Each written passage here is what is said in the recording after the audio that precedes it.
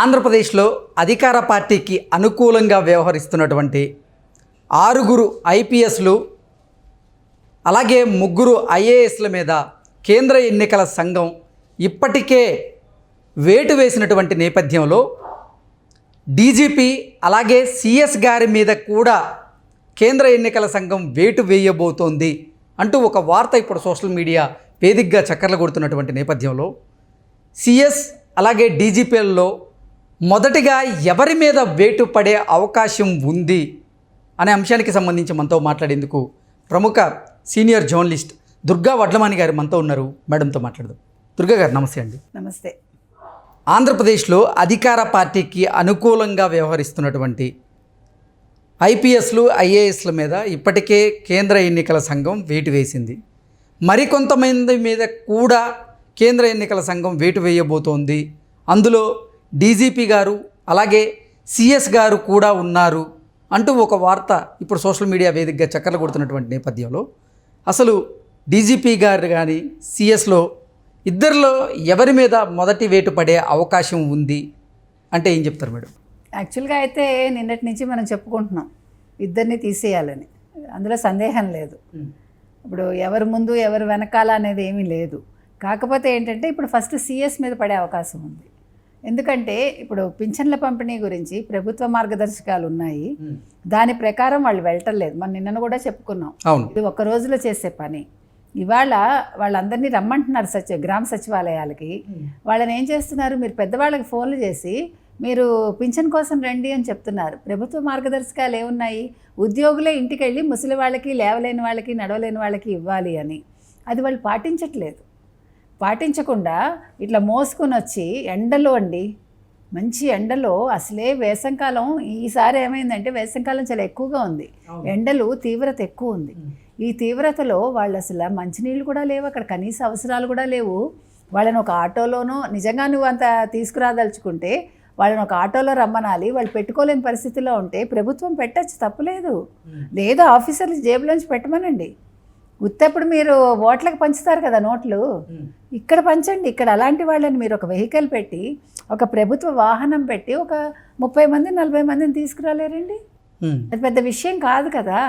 వాళ్ళని కావాలని ఎండలో తీసుకొచ్చి అది ఫోటోలు తీసి వాళ్ళు చచ్చిపోయారు ఎండలో, ఈ ఎండ కోసం వాళ్ళు వడదెబ్బ తగిలి చచ్చిపోయారని రకరకాలండి. అసలు ఎంత అసహ్యంగా ఉందంటే అసలు ఆంధ్రప్రదేశ్ని చూస్తే మొత్తం అన్ని రాష్ట్రాలు నవ్వుకుంటున్నాయి. ఏంటి అసలు ఇక్కడ ప్రభుత్వం ఉందా, అసలు ముఖ్యమంత్రి ఉన్నాడా? ఇప్పుడు మిగతా చోట్ల ఎక్కడ లేవండి పథకాలు, ప్రతి రాష్ట్రంలో ఉన్నాయి. ఎన్నికల టైంలో ఎవడైనా సజావుగా నోరు మూసుకొని కామ్గా చేస్తున్నాడు ఎవడి పనివాడు. ఒక ఆంధ్రప్రదేశ్లోనే ఈ వాలంటీర్లు, ఈ పెన్షన్ పంపిణీ, ఇదంతా కూడా ఏదో పెద్ద యుద్ధ వాతావరణాన్ని క్రియేట్ చేసేసి ఇక్కడ ఏదో జరిగిపోతోంది, ఏదో జరగరాని ఘోరం జరిగిపోతున్నట్టుగా దీన్ని చిత్రీకరించి దానికి తగ్గట్టు వాళ్ళ మీడియా కూడా, సోషల్ మీడియా కూడా అందుకు అనుగుణంగా ఫోటోలు పెట్టి క్యాప్షన్స్ రాసి, ఎంత అసలు ఏంటండి ఇది? మనం ఎక్కడున్నాం? మనం 21st సెంచరీ అయిపోతుంది, 22nd సెంచరీకి వచ్చాం మనం. అలాంటప్పుడు వీళ్ళు ఇలా చేయటం ఏంటి అసలు? అందుకని సిఎస్కి కళ్ళు మూసుకుని ముందు సిఎస్ వెళ్ళిపోతారు, తర్వాత డీజీపీకి ఊస్టింగ్ వస్తుంది. ఓకే, ఇప్పుడు అంటే సిఎస్ గారు కానీ డీజీపీ గారు కానీ అధికార పక్షానికి వాళ్ళు తొత్తులుగా వ్యవహరిస్తున్నారు అనేటువంటి కొన్ని ఆరోపణలు టీడీపీ నాయకులు చేస్తున్నటువంటి నేపథ్యంలో ఆ ఆరోపణల్లో వాస్తవం ఉందంటారా? అసలు ఆరోపణలు కాదండి, మనమే చూస్తున్నాము. ఒక లే పర్సన్గా మనం అవుట్ సైడ్ నుంచి మనం చూస్తేనే మనకు అర్థమవుతోంది. ఏమర్థమవుతోంది మనకి? ఒక సిఎస్ అనేవాడికి చేత కాదా? ఇప్పుడు ప్రతి నెల చేసేదే కదా. ఇప్పుడు కొత్తగా ఏమైనా వీళ్ళు కనిపెట్టారా? కొత్తగా ఏమైనా వీళ్ళు ఎక్కడి నుంచైనా డబ్బు పుట్టించి వీళ్ళు ఏమైనా తీసుకొచ్చి వీళ్ళకి పెన్షన్లు ఇవ్వాలా? అంటే ప్రతి నెల వాలంటీర్లే 1వ తేదీన వెళ్ళి ప్రతి ఇంటికి వెళ్ళి వాళ్ళే ఇచ్చేవారు. కానీ ఈసారి వాలంటీర్లనే డబ్బు పంపిణీ చేయొద్దు అంటూ కూడా కేంద్ర ఎన్నికల సంఘం ఆదేశాలు జారీ చేసిన నేపథ్యంలో అందుకోసం లేట్ అయింది అంటూ కూడా వాళ్ళు సమర్థించుకునేటువంటి ప్రయత్నాలు వాళ్ళు చేస్తూ ఉన్నారు సచివాలయ ఉద్యోగులు. దీన్ని ఎలా చూడొచ్చు? ఏమండి, ఒక 2 నెలలు ప్రభుత్వ ఉద్యోగులు ఆ మాత్రం చేయలేరండి. ప్రభుత్వ సొమ్ము తింటున్నారు కదా వాళ్ళు. ఇదేం పెద్ద విషయమా ఇది? ఒక అధికారి, ఒక ప్రభుత్వ ఉద్యోగి ఒక 20 మందికి పింఛన్ వెళ్ళి ఇవ్వలేడండి. స్కూటర్ మీద కారులోనో వెళ్ళి చిన్నవాళ్ళే ఉంటారు కదా, పోనీ మిడిల్ ఏజ్డ్ వాళ్ళని 30 ఏళ్ళు 35 ఏళ్ళు వాళ్ళని పంపించవచ్చు కదా. పెద్దవాళ్ళు అయితే పోనీ అండలా వెళ్ళలేరు, చిన్నపిల్లలకి ఏమొచ్చిందండి? అదేం పెద్ద విషయమా అది? ఏమంటే మిగతా రాష్ట్రాల్లో ఎక్కడ పంపిణీ జరగట్లేదండి? వాలంటీర్ వ్యవస్థ ఉందా ఎక్కడైనా? ఒక ఆంధ్రప్రదేశ్లోనే కదా ఉంది, తెలంగాణలో కూడా జరుగుతుంది కదా. ఎక్కడ ఇదేం కొత్తగా వచ్చిన విధానం కాదు. ఒక 2 నెలలు వాళ్ళని ఇంట్లో ఉండమన్నారు, అంటే విధులకు దూరంగా ఉండమన్నారు. అది చేయడానికి అదేదో పెద్ద గగ్గోలు పెట్టేసి ఏదో కొంపలు అంటుకుపోయినట్టు, కొత్తగా ఏదో ప్రభుత్వం కేంద్ర ఎన్నికల సంఘం చెప్పినట్టు, దానికి ఏదో టీడీపీ వాళ్ళు సపోర్ట్ చేసినట్టు. టీడీపీ వాళ్ళు ఎందుకు ఇవ్వద్దని చెప్తారండి? ఎన్నికలు ముందు పెట్టుకుని వాళ్ళు పథకాలు ఇవ్వద్దని చెప్తారా? ప్రతిపక్షానికి ఏం పని పాటు లేదా? వాళ్ళు ఎన్నికలు చూసుకుంటారా, ఈ విషయాలు చూసుకుంటారా? అడిగేవాడికైనా అనేవాడికైనా బుద్ధి ఉండాలి కదా.